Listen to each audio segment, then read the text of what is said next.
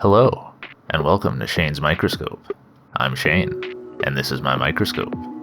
Let's take a peek. Today's sample comes once more from Birdbath S2. Some more time has passed, and I wanted to see how that microbial population was evolving. Under the microscope, we can see we've got some paratrix. Excellent. Very happy to see them still there. We can see we've also got plenty of filamentous bacteria that those paratrix are feeding on.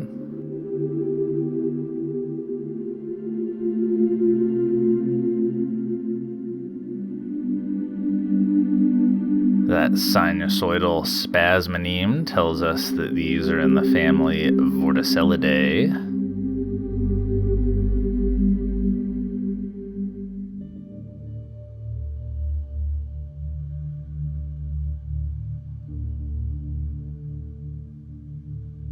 I do very much enjoy the way those curl up. Here's a resting cyst for one of the Vorticelids.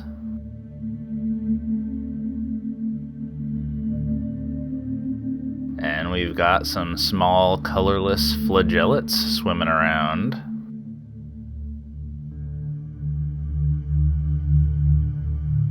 As well as what looks to me like Chlamydomonas.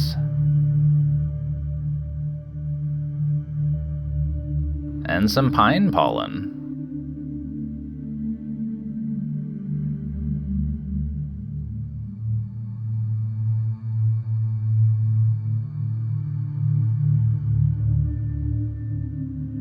Along with some more heterotrophic flagellates.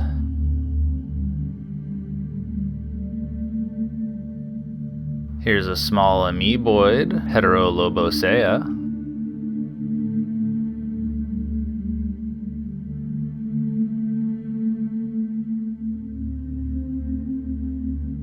And some diatoms.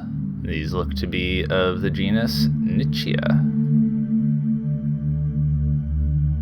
There's a stellate trichome with some vorticelids growing on it, and another stellate trichome. These things are everywhere.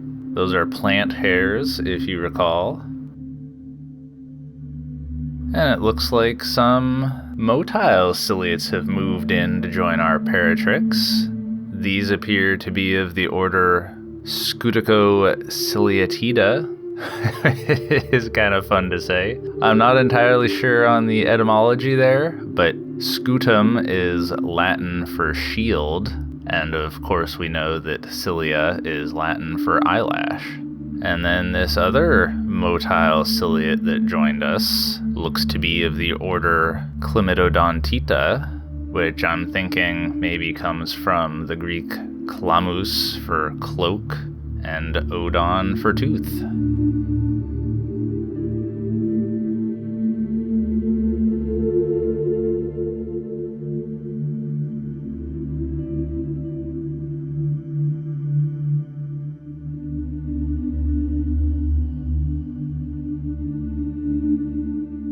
Nearby, I don't know what these are, but they look to me like they're some kind of egg, seed, or spore. Figured I should at least take note of them.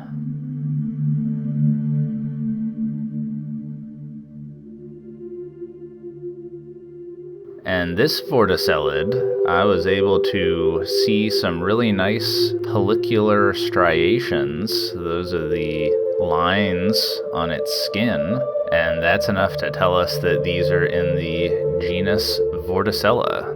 The pseudo-Vorticella tend to have a much more brickwork-looking pellicle.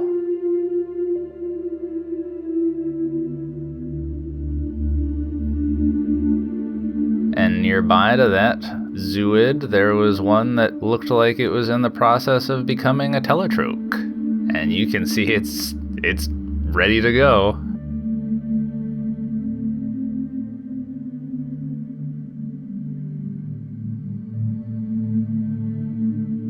Yep, there it goes. Well, nearby to that, I saw this very interesting teletroch. I've never seen one like this before. Normally, the teletrochs are relatively fixed in form and just move with their cilia, but this one was really wiggling. It eventually got stuck on this bundle of filamentous bacteria, so I was able to get a good look at it, but don't know what it comes from.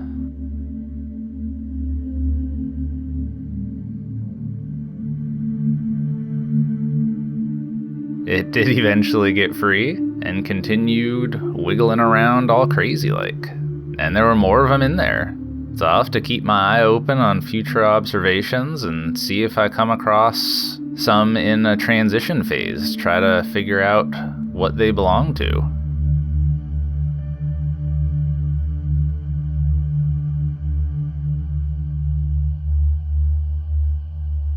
So we had a major shift in weather. A lot of cold rainwater got dumped into there.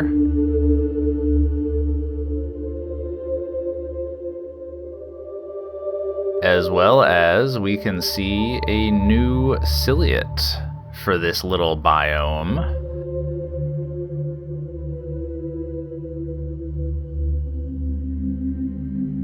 This looks to me like it's Chilodonellidae, which we've seen in other samples before, but not in this one.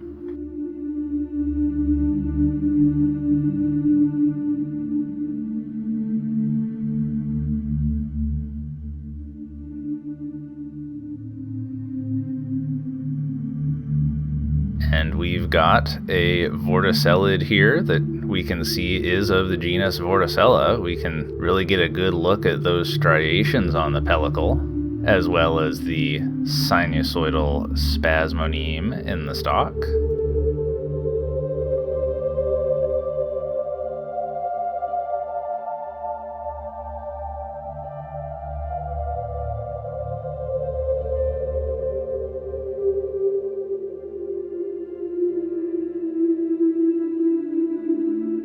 Looks like Chlamydomonas is still in here.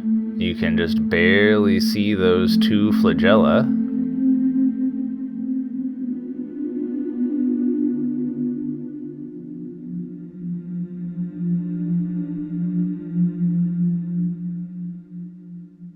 And a lot of diatoms. Some bacteria hitching a ride on diatoms.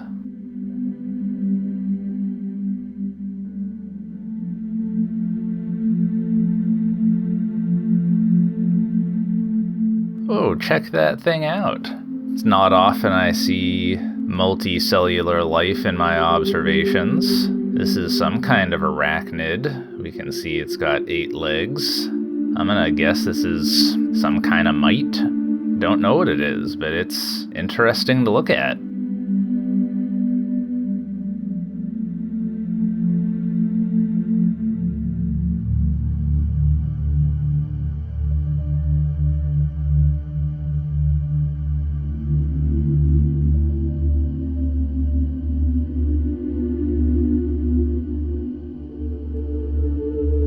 And it looks like we've still got those Scuticociliatida in here.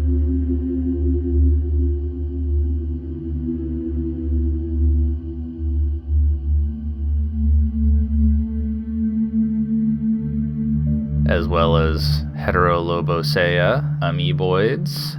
And this interesting thing over here, which I'm guessing might be fungal in nature? Don't know.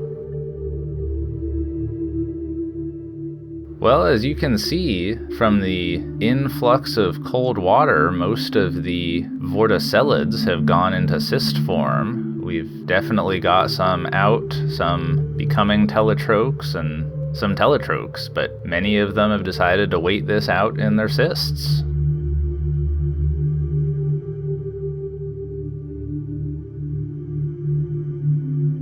Well, that was the latest on Birdbath S2. Alright, well, I think we'll leave it there for the day. Thanks for having a look with me. Until next time, keep on peeking.